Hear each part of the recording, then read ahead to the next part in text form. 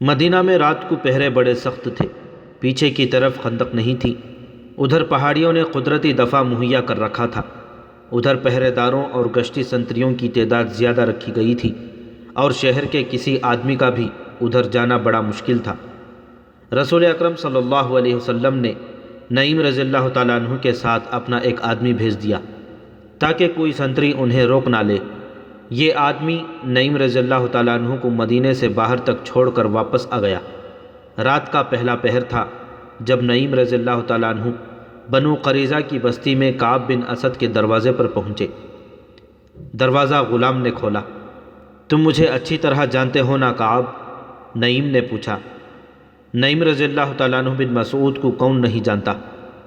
کعب نے کہا، غطفان کے قبیلے کو تجھ جیسے سردار پر بہت فخر ہوگا۔ کہو نعیم، رات کے اس وقت میں تمہاری کیا خدمت کر سکتا ہوں؟ میں نے 10 دنوں کی مہلت مانگی تھی، ابھی تو 6-7 دن گزرے ہیں۔ میں نے مسلمانوں پر شبخون مارنے کے لیے آدمی تیار کر لیے ہیں۔ کیا تم یہی معلوم کرنے آئے ہو؟ میں اسی سلسلے میں آیا ہوں۔ نعیم رضی اللہ تعالیٰ عنہ نے کہا، تم بے وقوف ہو کعب، تم نے قریش کے ساتھ کس بھروسے پر معاہدہ کر لیا ہے؟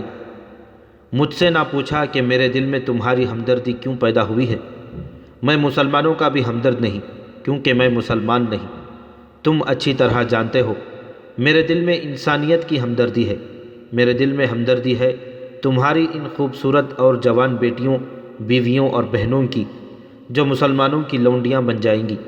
تم نے قریش سے بڑا خطرناک معاہدہ کر لیا ہے، لیکن اس کی ضمانت نہیں لی کہ اہل قریش تمہیں مسلمانوں سے بچا لیں گے۔ ہم نے بھی قریش کے ساتھ معاہدہ کیا ہے، لیکن کچھ ضمانت بھی لی ہے۔ کیا قریش جنگ ہار جائیں گے؟ کعب بن اسد نے پوچھا۔ وہ جنگ ہار چکے ہیں، نعیم رضی اللہ تعالیٰ عنہ نے کہا۔ کیا یہ خندق انہیں شہر پر حملہ کرنے دے گی؟ قریش کے لشکر کو بھوک نے بے حال کرنا شروع کر دیا ہے۔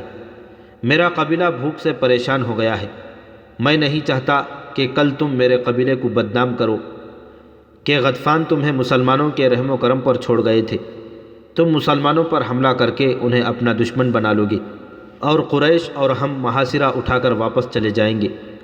اپنے دونوں قبیلوں بنو قینقاع اور بنو نذیر کا انجام جو مسلمانوں کے ہاتھوں ہوا تھا وہ تمہیں یاد ہوگا۔ کعب بن اسد پر خاموشی طاری ہو گئی۔ میں جانتا ہوں تم نے قریش سے کتنی اجرت لی ہے، نعیم رضی اللہ تعالیٰ عنہ نے کہا، لیکن یہ خزانہ جو تم ان سے لے رہے ہو اور یہ خوبصورت لڑکیاں جو حی بن اخطب نے تمہارے پاس بھیجی ہیں، یہ سب مسلمانوں کی ملکیت ہو جائیں گی، اور تمہارا سر تمہارے تن سے جدا ہوگا۔ تو کیا میں قریش سے معاہدہ توڑ دوں؟ کعب نے پوچھا۔ معاہدہ نہ توڑو، نعیم نے کہا، انہیں ابھی ناراض نہ کرو، لیکن اپنی حفاظت کی ان سے ضمانت لو۔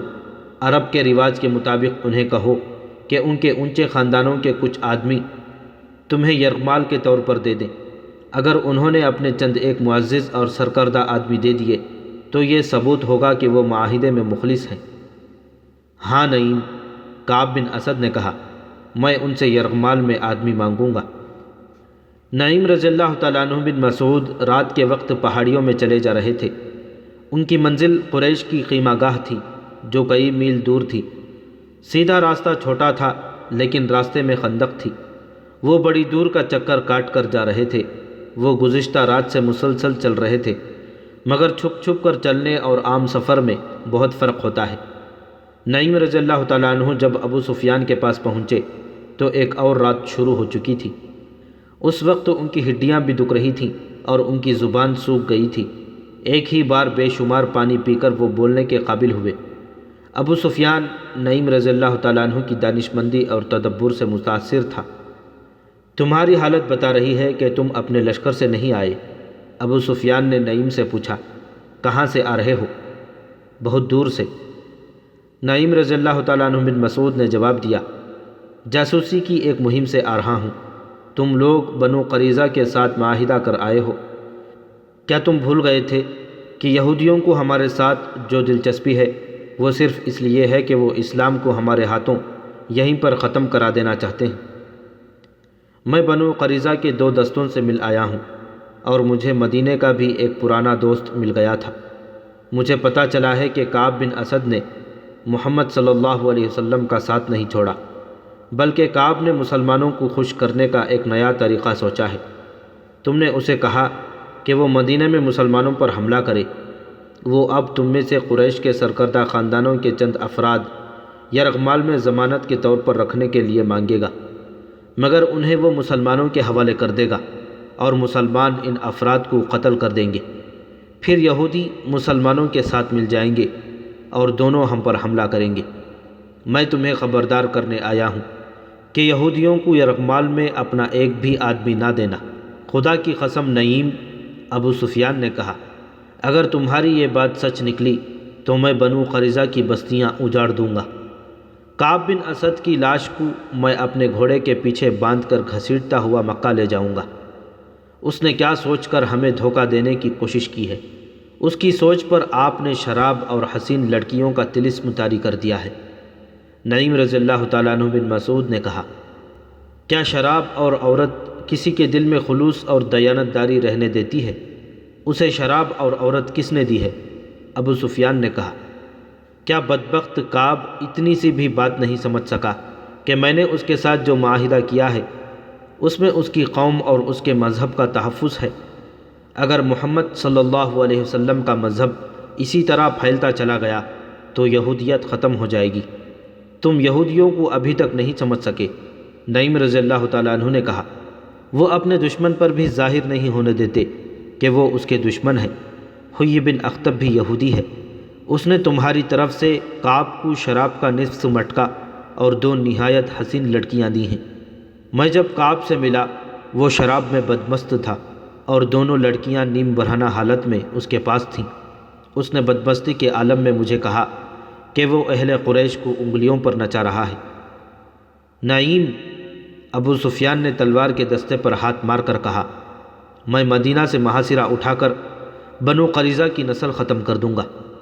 اس کی یہ جرات کہ قبیلہ قریش کے سرکردہ چند افراد کو ضمانت کے طور پر یرغمال بنا کر رکھنا چاہتا ہے۔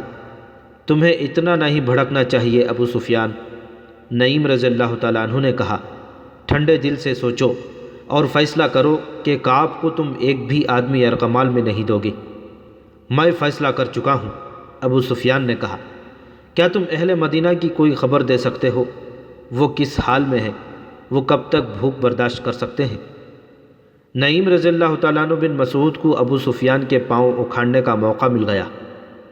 میں حیران ہوں ابو سفیان، نعیم رضی اللہ تعالیٰ عنہ نے کہا، کہ اہل مدینہ خوش اور مطمئن ہے، وہاں بھوک کے کوئی آثار نہیں۔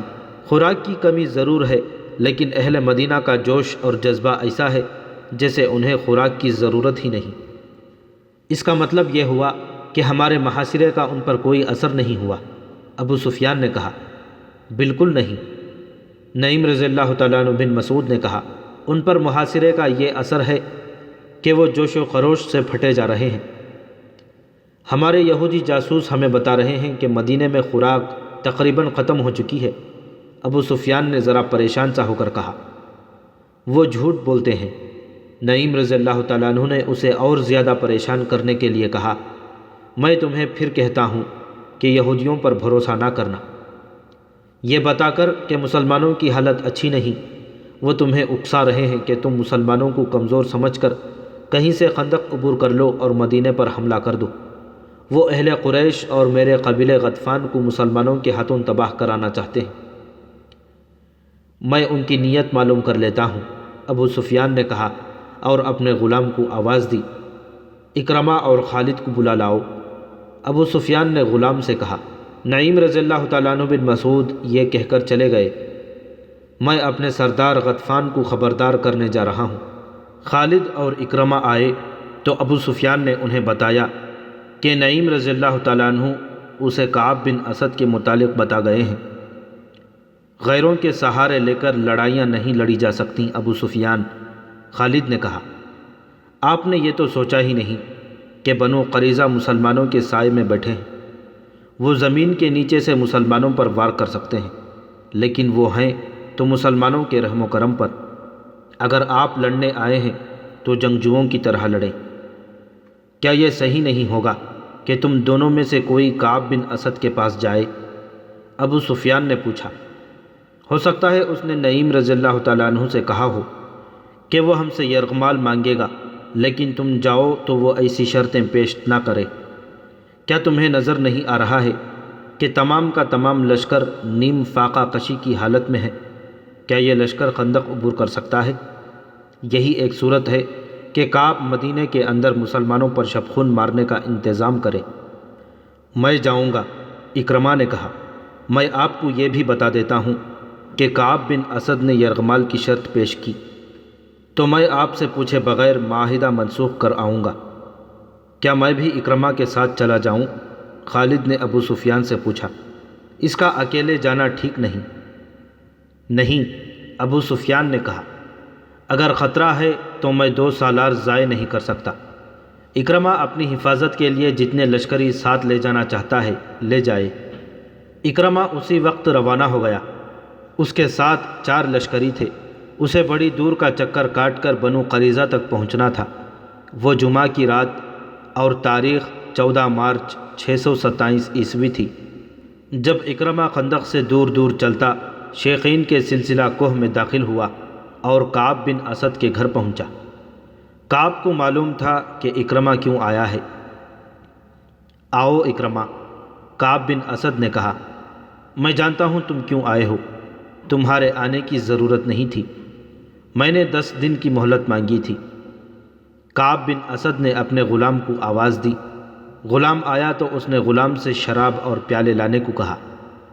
میری بات سن لو کعب، اکرمہ نے 2 ٹوک لہجے میں کہا، میں شراب پینے نہیں آیا، مجھے بہت جلدی واپس جانا ہے۔ ہم محاصرے کو اور زیادہ طول نہیں دے سکتے۔ ہم کل مدینے پر حملہ کر رہے ہیں۔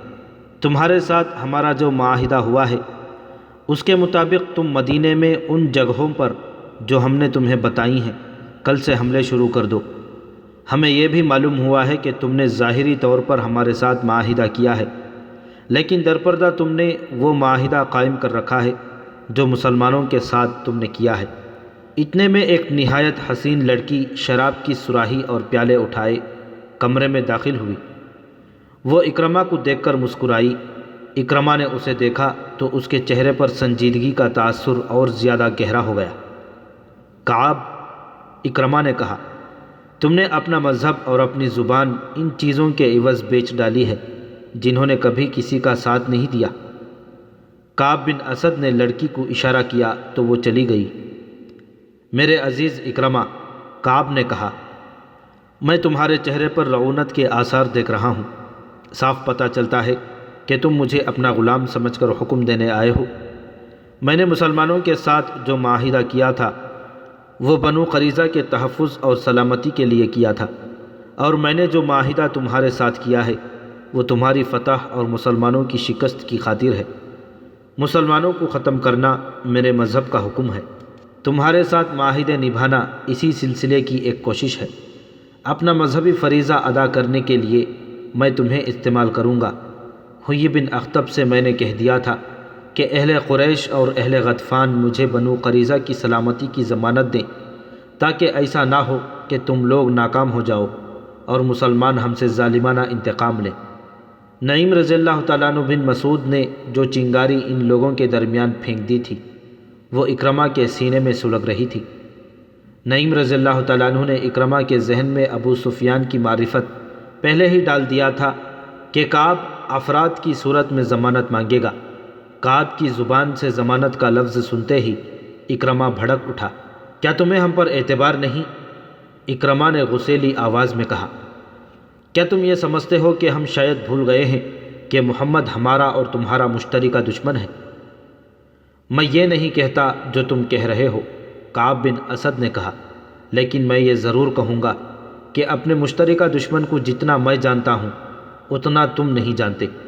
میں اعتراف کرتا ہوں کہ جو عقل خدا نے محمد کو دی ہے وہ ہم میں سے کسی کو نہیں دی۔ میں اس کی ضمانت چاہتا ہوں۔ کہو تمہیں کیسی ضمانت چاہیے؟ اکرمہ نے پوچھا۔ میں اس معاہدے کی ضمانت چاہتا ہوں۔ کہو تمہیں کیسی ضمانت چاہیے؟ اکرمہ نے پوچھا۔ قبیلہ قریش اور غطفان کے چند ایک سرکردہ افراد ہمارے پاس بھیج دو۔ کعب بن اسد نے کہا، میں کوئی نئی بات نہیں کہہ رہا اکرمہ، یہ ہمارا تمہارا دستور ہے، اس رواج اور شرط سے تم واقف ہو۔ میں نے ضمانت کے طور پر یرغمال میں لینے والے آدمیوں کی تعداد نہیں بتائی، یہ تعداد تم خود مقرر کر لو۔ تم جانتے ہو کہ معاہدے کے خلاف ورزی کرو گے تو تمہارے ان سرکردہ افراد کو ہم قتل کر دیں گے، انہیں تم قتل نہیں کرو گے۔ اکرمہ نے بھڑکی ہوئی آواز میں کہا، تم انہیں مسلمانوں کے حوالے کر دو گے؟ کیا کہہ رہے ہو اکرمہ؟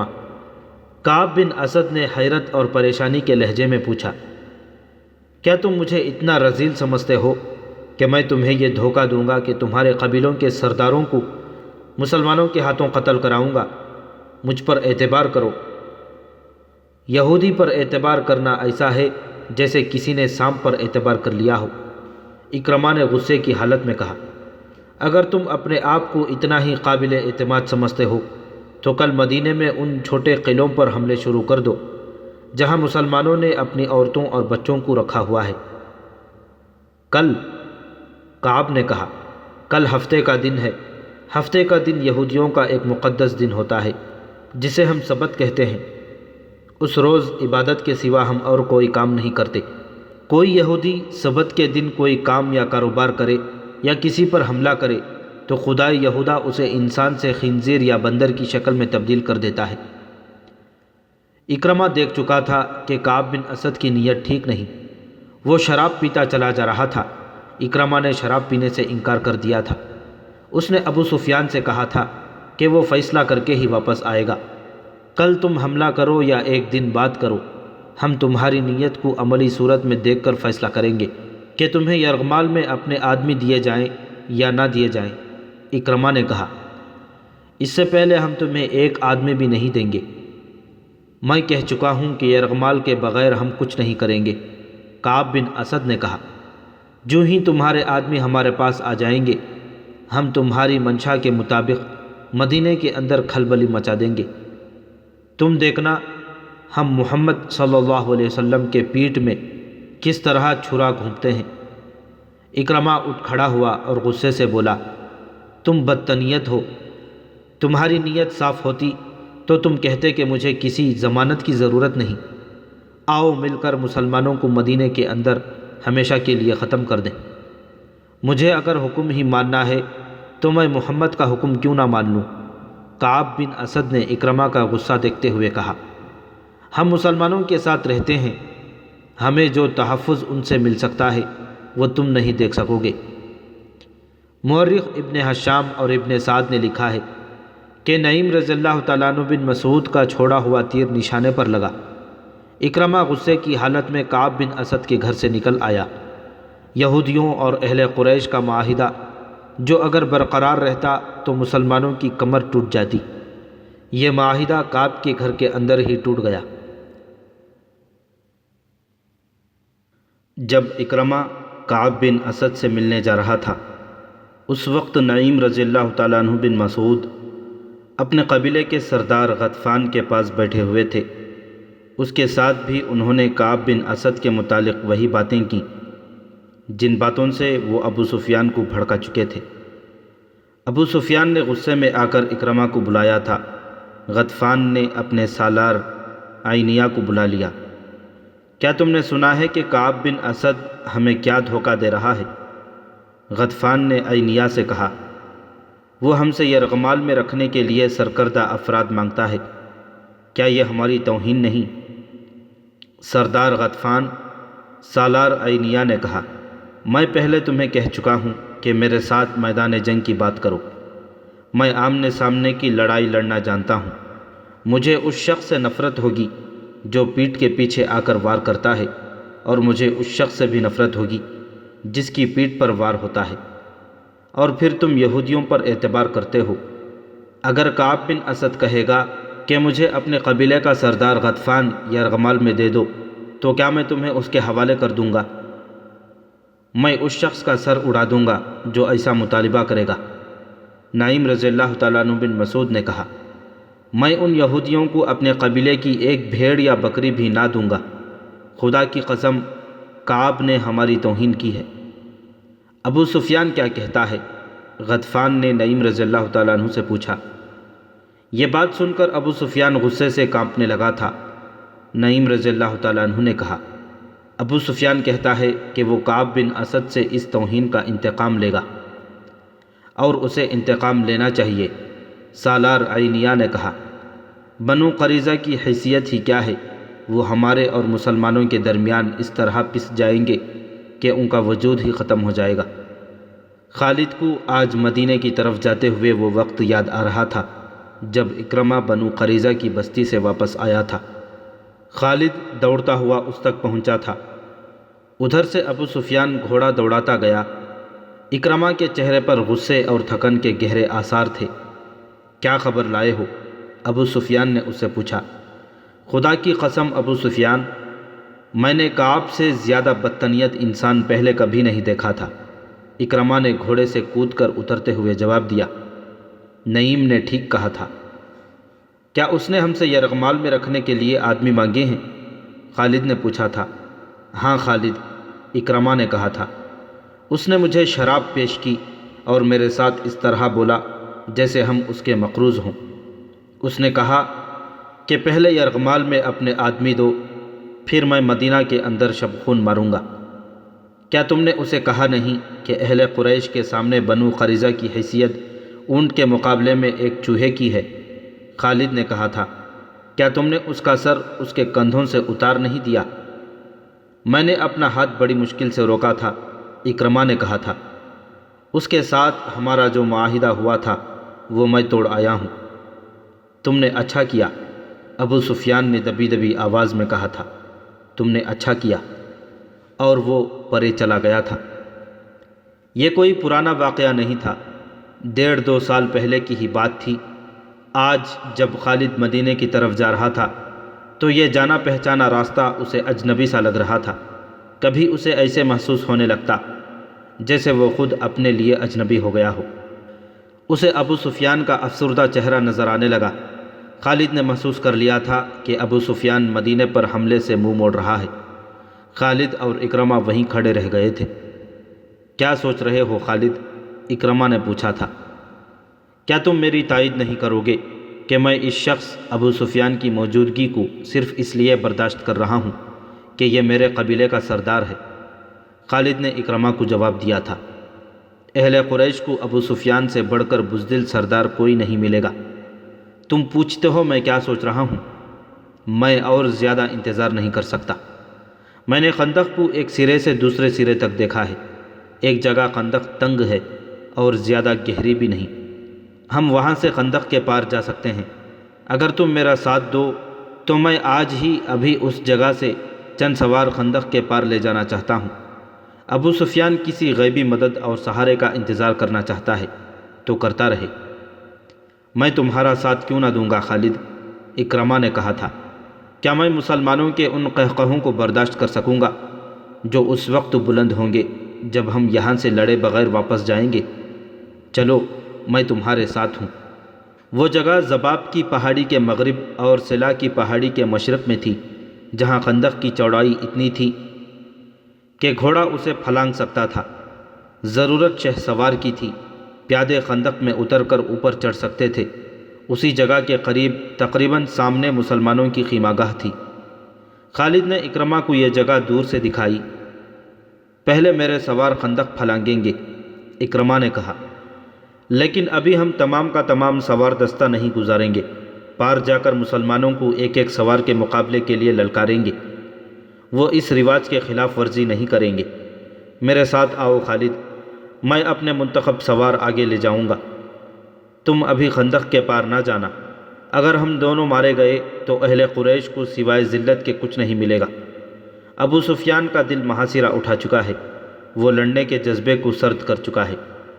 وہ مقام جہاں خندق گھوڑے کی لمبی چھلانگ سے پھلانگی جا سکتی تھی، ایسی اوٹ میں تھا جسے گشتی سنتری قریب آ کر ہی دیکھ سکتے تھے۔ اکرمہ نے 700 سوار منتخب کر لیے تھے۔ ان میں سے ایک قوی ہیکل بلکہ دیو قامت شخص عمرو بن عبدو بھی تھا، جس کی دھاک اس کی جسامت کی بدولت دور دور تک پھیلی ہوئی تھی۔ اکرمہ ان 700 سواروں کو مقررہ مقام سے کچھ دور اس انداز سے لے گیا جیسے گھوڑوں کو ٹہلائی کے لیے لے جا رہے ہوں۔ مسلمانوں کے سنتریوں کو ان پر شک نہ ہوا۔ سب سے پہلے میں خندق پھلانگوں گا، اکرمہ نے چلتے چلتے اپنے 700 سواروں سے کہا۔ کیا یہ ٹھیک نہیں ہوگا کہ سب سے پہلے میرا گھوڑا خندق کو پھلانگے؟ عمرو بن عبدو نے کہا۔ نہیں عمرو، اکرمہ نے کہا، پہلے میں جاؤں گا۔ اگر میرا گھوڑا خندق میں گر پڑا تو تم خندق پھلانگنے کی کوشش نہ کرنا، تمہارا سالار اپنی جان کی قربانی دے گا۔ یہ کہہ کر اکرمہ نے گھوڑے کی باگ کو جھٹکا دیا۔ گھوڑے کا رخ خندق کی طرف ہوا تو اکرمہ نے ایڑ لگا دی۔ عربی نسل کا گھوڑا ہوا سے باتیں کرنے لگا۔ اکرمہ نے لگام اور ڈھیلی کر دی اور گھوڑے کو پھر ایڑ لگائی۔ گھوڑے کی رفتار اور تیز ہو گئی۔ خندق کے کنارے پر جا کر اکرمہ گھوڑے کی پیٹھ سے اٹھا اور آگے کو جھک گیا۔ گھوڑا ہوا میں بلند ہو گیا۔ خالد کچھ دور کھڑا دیکھ رہا تھا۔ قبیلہ قریش کے بہت سے لشکر دیکھ رہے تھے، زمین و آسمان دیکھ رہے تھے، تاریخ دیکھ رہی تھی۔ گھوڑے کے اگلے پاؤں خندق کے دوسرے کنارے سے کچھ آگے اور پچھلے پاؤں عین کنارے پر پڑے۔ گھوڑا رفتار کے زور پر آگے چلا گیا۔ اس کی اگلی ٹانگیں دوہری ہو گئیں، اس کا منہ زمین سے لگا۔ اکرمہ گرتے گرتے بچا۔ گھوڑا بھی سنبھل گیا اور اکرمہ بھی۔ اسے اپنے پیچھے للکار سنائی دی، آگے نکل جاؤ اکرمہ۔ اکرمہ نے پیچھے دیکھا۔ عمرو بن عبدو کا گھوڑا ہوا میں اڑا آ رہا تھا۔ عمرو رکابوں پر کھڑا آگے کو جھکا ہوا تھا۔ کسی کو توقع نہیں تھی کہ اتنے وزنی سوار کے نیچے گھوڑا خندق پھلانگ جائے گا، لیکن گھوڑا اسی جگہ پر جا پڑا جہاں اکرمہ کا گھوڑا گرا تھا۔ عمرو کے گھوڑے کی ٹانگیں ایسی دوہری ہوئی کہ منہ کے بل گرا اور ایک پہلو پر لڑک گیا۔ عمرو گھوڑے کی پیٹھ سے لڑک کر قلع بازیاں کھاتا گیا۔ ایک لمحے میں گھوڑا اٹھ کھڑا ہوا، ادھر عمرو اٹھا اور پلک جھپکتے گھوڑے پر سوار ہو گیا۔ اس کے پیچھے اکرمہ کے 2 سوار اکٹھے چلے آ رہے تھے۔ خندق کے کنارے پر آ کر دونوں سواروں نے اپنے گھوڑوں کی پیٹھیں خالی کر دیں اور ان کی گردنوں پر جھکے ہوئے تھے۔ دونوں گھوڑے خندق پھلانگ آئے۔ اہل قریش کے لشکر نے داد و تحسین کے نعرے لگائے۔ اس شور سے مسلمان پہرے دار دوڑے آئے۔ اتنے میں اکرمہ کے 2 اور گھوڑے اپنے سواروں کو اٹھائے خندق کے کنارے سے ہوا میں اٹھے۔ ان کے پیچھے 7 میں سے باقی سواروں نے بھی اپنے گھوڑوں کو ایڑ لگا دی۔ تمام گھوڑے خندق پھلانگ آئے۔ ٹھہر جاؤ، اکرمہ نے مسلمان سنتریوں کو بلند آواز میں کہا۔ کوئی اور گھوڑا خندق کے اس طرف نہیں آئے گا۔ محمد صلی اللہ علیہ وسلم کو بلاؤ۔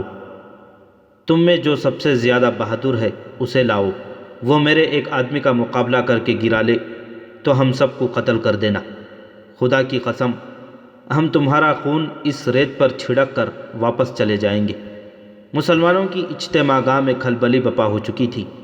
ایک شور تھا، قریش اور غطفان نے خندق عبور کر لی ہے۔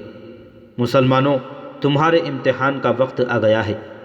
ہوشیار، خبردار، دشمن آ گیا ہے۔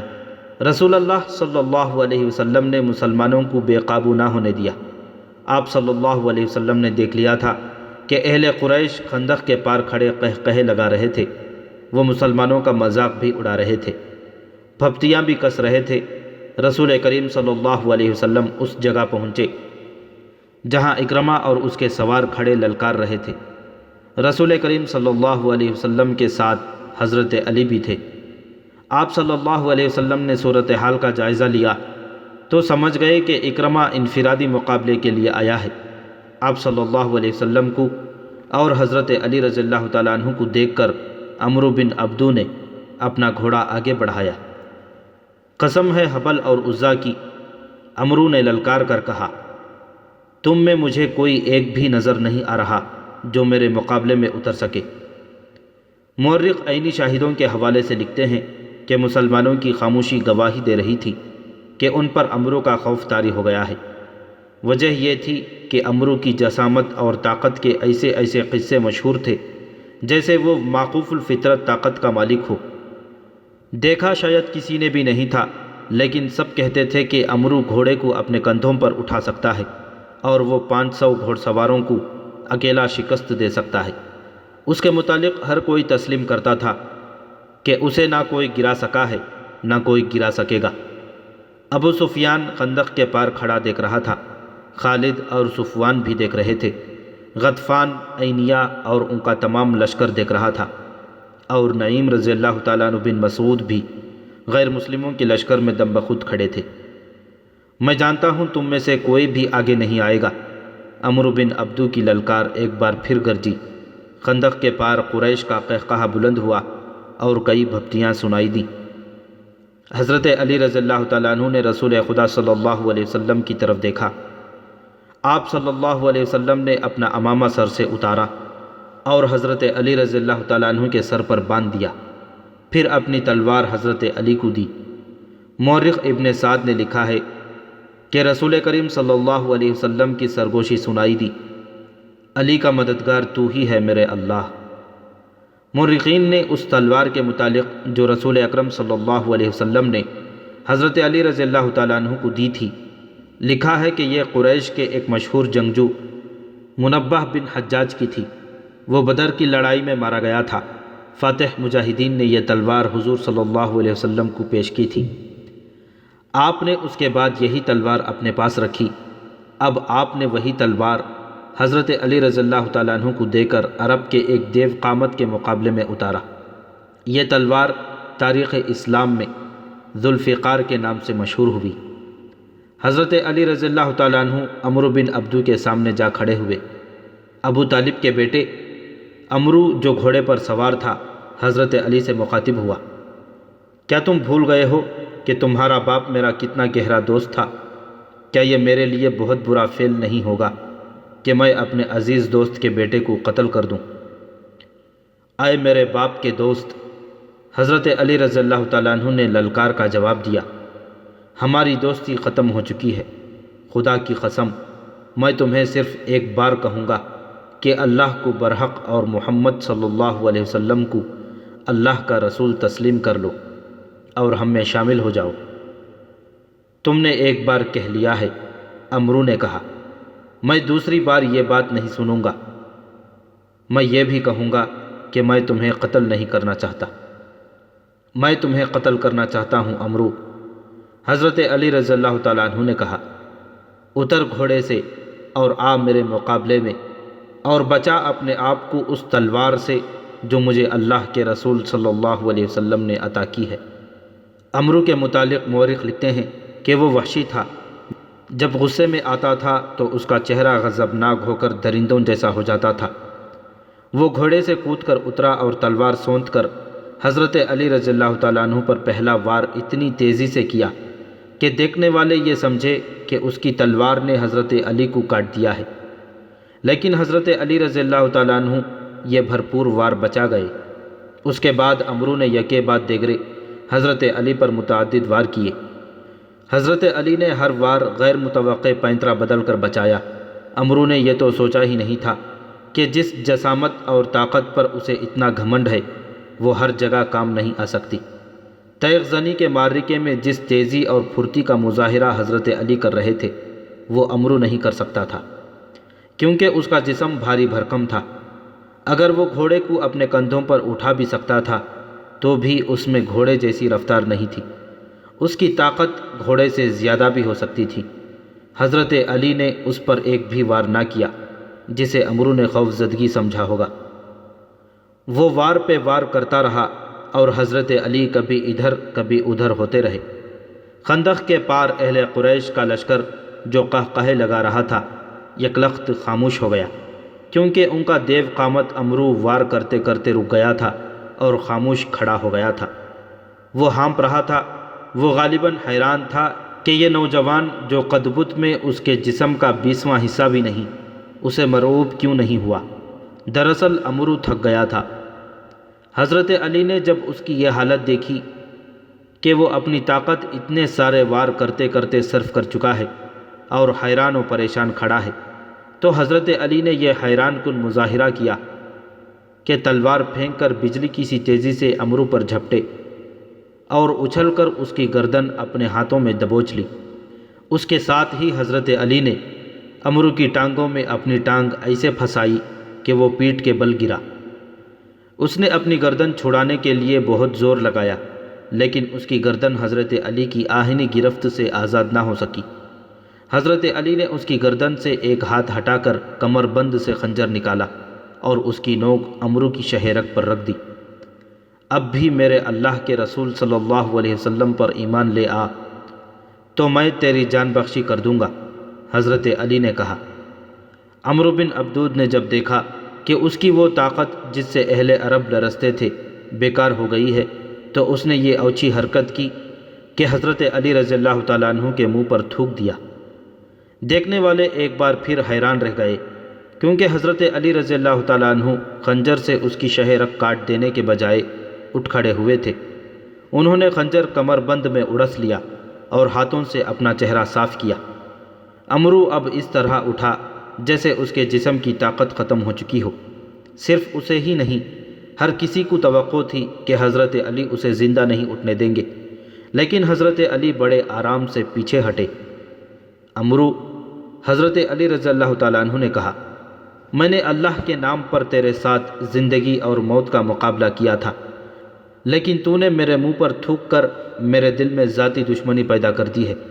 میں تجھے ذاتی دشمنی کی بنا پر قتل نہیں کروں گا، کہیں ایسا نہ ہو کہ میرے خدا کو میرا یہ انتقام اچھا نہ لگے۔ جا یہاں سے اپنی جان لے کر واپس چلا جا۔ عمرو بن عبدو شکست تسلیم کرنے والا آدمی نہیں تھا۔ مورخ لکھتے ہیں کہ میدان میں یہ اس کی پہلی ہار تھی جسے وہ برداشت نہ کر سکا۔ اس نے اپنی ہار کو جیت میں بدلنے کے لیے یہ اوچھی حرکت کی کہ تلوار نکال کر حضرت علی پر جھپٹ پڑا۔ حضرت علی اس حملے کے لیے تیار نہیں تھے، لیکن ان کی کامیابی کے لیے رسول خدا صلی اللہ علیہ وسلم نے خدا سے مدد مانگی تھی۔ عین وقت پر جب عمرو کی تلوار اور حضرت علی رضی اللہ تعالیٰ عنہ کی گردن میں 2-4 لمحوں کا فاصلہ رہ گیا تھا، حضرت علی رضی اللہ تعالیٰ عنہ نے اپنی ڈھال آگے کر دی۔ عمرو کا وار اس قدر زوردار تھا کہ اس کی تلوار نے حضرت علی رضی اللہ تعالیٰ عنہ کی ڈھال کو کاٹ دیا۔ ڈھال حضرت علی کے کان کے قریب سر پر لگی، جس سے خون پھوٹنے لگا۔ عمرو ڈھال سے تلوار کھینچ ہی رہا تھا کہ حضرت علی کی وہ تلوار جو انہیں رسول کریم صلی اللہ علیہ وسلم نے دی تھی اتنی تیزی سے حرکت میں آئی کہ عمرو کی گردن کٹ گئی۔ گردن پوری نہ کٹی، لیکن شہ رگ کٹ چکی تھی۔ عمرو کی تلوار اس کے ہاتھ سے چھوٹ گئی، اس کا جسم ڈولنے لگا۔ حضرت علی رضی اللہ تعالیٰ عنہ نے اس پر دوسرا وار نہ کیا۔ انہوں نے دیکھ لیا تھا کہ یہی وار کافی ہے۔ عمرو کی ٹانگیں دوہری ہوئی، اس کے گھٹنے زمین پر لگے اور وہ لڑک گیا۔ عرب کی مٹی اس کا خون چوسنے لگی۔ خندق کے پار دشمن کے لشکر پر ایسا سکوت طاری ہو گیا جیسے پورے کا پورا لشکر کھڑے کھڑے مر گیا ہو۔ اب مسلمانوں کے نعرے گرج رہے تھے۔ عربوں کی رسم کے مطابق اس مقابلے کا دوسرا مرحلہ شروع ہو گیا۔ مسلمانوں کے ایک جیش نے اکرمہ اور اس کے باقی سواروں پر حملہ کر دیا۔ قریش کے ان سواروں کے لیے بھاگ نکلنے کے سوا اور کوئی چارہ نہ تھا۔ وہ خیریت سے پسپا ہونے کے لیے لڑے۔ اس معرکے میں قریش کا ایک آدمی مارا گیا۔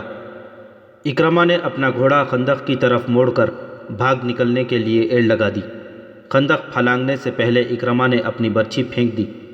ان میں سے ایک سوار جس کا نام خالد بن عبداللہ تھا خندق کو پھلانگ نہ سکا۔ اس کا گھوڑا خندق کے اگلے کنارے سے ٹکرایا اور خندق میں جا پڑا۔ وہ اٹھ کر کنارے پر چڑھنے کی کوشش کرنے لگا، لیکن مسلمانوں نے اس پر پتھروں کی بوچھاڑ کر دی اور وہ وہیں ختم ہو گیا۔